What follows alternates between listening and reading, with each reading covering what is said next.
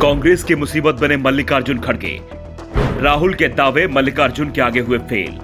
राज्यसभा में विपक्ष के नेता बने रह सकते हैं मल्लिकार्जुन। राहुल ने एक व्यक्ति एक पद नियम के कड़ाई से पालन करने की कही थी बात। मल्लिकार्जुन खड़गे कांग्रेस के ट्रम्प कार्ड हैं, लेकिन उनके बयान कई बार पार्टी की मुसीबत भी बन जाती हैं। गुजरात चुनाव में पीएम मोदी की रावण से तुलना करने पर उनकी पार्टी ही असहज दिखाई दे रही है।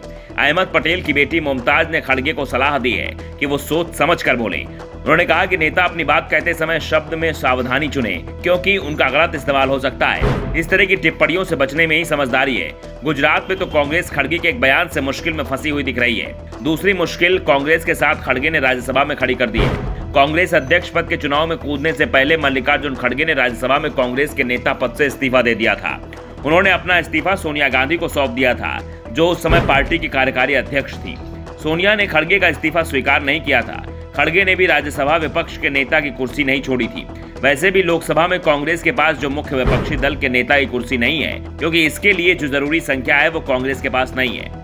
अधीर रंजन चौधरी लोकसभा में कांग्रेस के नेता हैं, लेकिन उन्हें विपक्ष दल के नेता की कुर्सी नहीं मिल पाई है, क्योंकि इसे हासिल करने के लिए विपक्ष की सबसे बड़ी पार्टी को कम से कम 55 लोकसभा सीटें जीतना जरूरी होता है, और कांग्रेस के पास यह संख्या 2014 से ही नहीं है।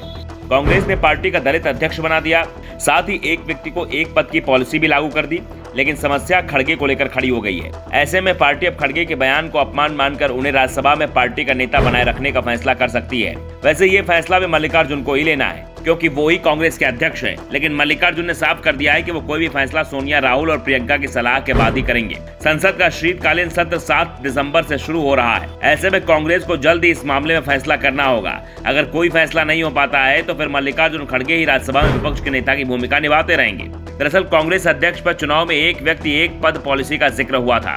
राजस्थान के सीएम अशोक गहलोत, जो कांग्रेस अध्यक्ष के लिए गांधी परिवार की पहली पसंद थे, वो उस समय सीएम पद छोड़ने के लिए तैयार नहीं थे। वो सीएम पद अपने पास रखना चाहते हैं, क्योंकि उन्हें डर लग रहा था कि अगर सीएम पद छोड़ा तो वो सचिन पायलट को मिल जाएगा, जिसके लिए गहलोत तैयार नहीं थे। वो लगातार दावा कर रहे थे कि सीएम और अध्यक्ष पद वो दोनों एक साथ संभाल सकते हैं। लेकिन राहुल गांधी ने भारत जोड़ो यात्रा के दौरान यह साफ कर दिया था कि पार्टी एक व्यक्ति एक पद की नीति पर कायम रहेगी, जिसके बाद गहलोत ने खुद को कांग्रेस अध्यक्ष पद की रेस से हटा लिया था। इसके लिए जयपुर में जबरदस्त ड्रामा भी हुआ और बाद में मल्लिकार्जुन खड़गे कांग्रेस अध्यक्ष चुनाव लड़ने को तैयार हुए।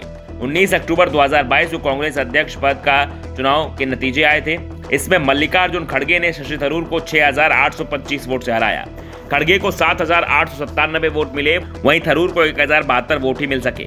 जीत के साथ ही खड़गे कांग्रेस अध्यक्ष बनने वाले 65वें नेता बन गए। वो सोनिया गांधी के बाद सबसे बड़े अंतर से कांग्रेस अध्यक्ष पद का चुनाव जीते हैं। ऐसे में अगर खड़गे को नियम में छूट दी जाती है तो यह सवाल भी उठ सकते हैं कि अध्यक्ष के रूप में जब खड़गे को छूट मिल सकती है, तो अशोक गहलोत भी तो अध्यक्ष और सीएम पद दोनों एक साथ अपने पास रखने की बात कर रहे थे, तो उन्हें छूट क्यों नहीं दी गई।